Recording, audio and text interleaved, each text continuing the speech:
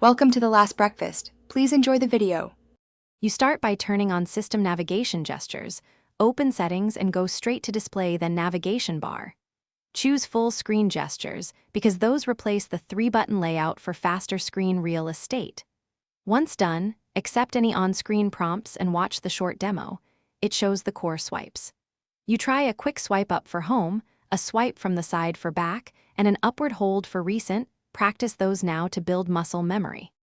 Now you refine how gestures behave. Open the same navigation bar settings and tap Advanced Settings or Gesture Hints.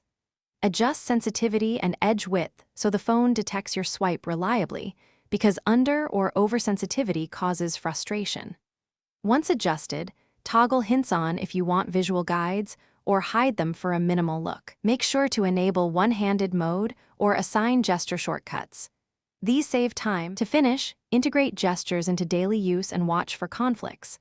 Some apps use the same edge swipes, so learn those exceptions and adjust sensitivity accordingly. If gestures lag or don't register, restart your phone first, then clear app or system cache and check for a software update, because performance fixes often arrive in patches. If behavior stays odd, reset the navigation settings to defaults and reconfigure.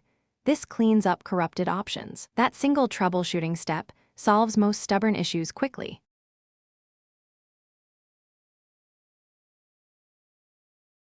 Thanks for watching. If this was helpful, leave a like and consider subscribing. See you next time.